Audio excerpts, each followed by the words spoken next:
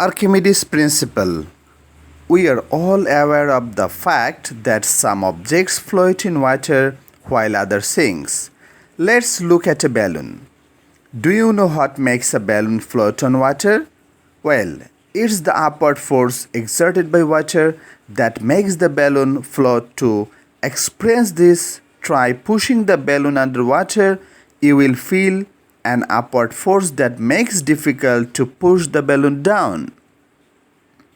Now release the balloon. It bounces back to the surface. What happens here? Is that the applied force acts in the downward direction, pushing the balloon down, but the water exerts an upward force on balloon, pushing it up. This upward force exerted by water in the balloons is known as upthrust or buoyancy, and the upward force is called the buoyant force. Have you ever wondered why an iron nail sinks while a huge iron ship floats on water? Let's see.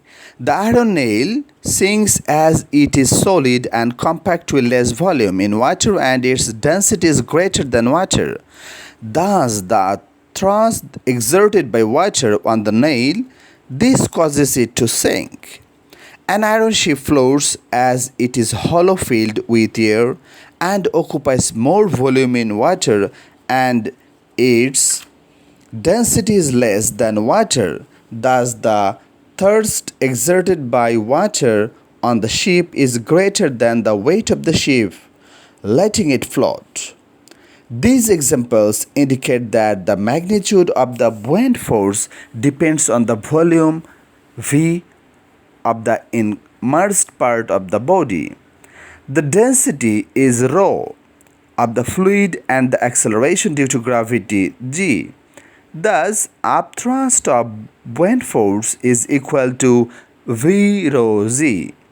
In general, an object experiences a loss of weight in water due to the upthrust and it is equal to weight of water displaced by it.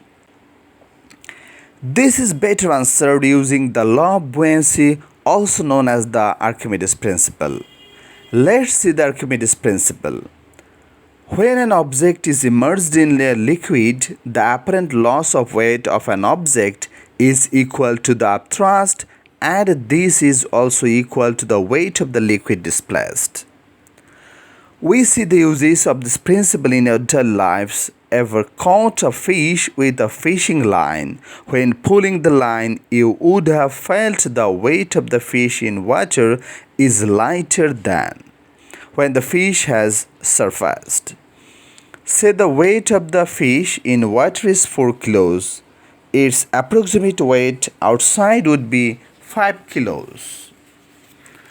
Well, the water level too has come down. This difference in the volume of water level will equal the loss of weight of the fish when in water. That is, the weight of the fish when outside its weight when immersed in water equals the loss in weight of the fish. So the loss of weight of the fish will equal to the weight of the decreased water. This is because the upthrust or buoyant force is equal to weight of the decreased amount of water.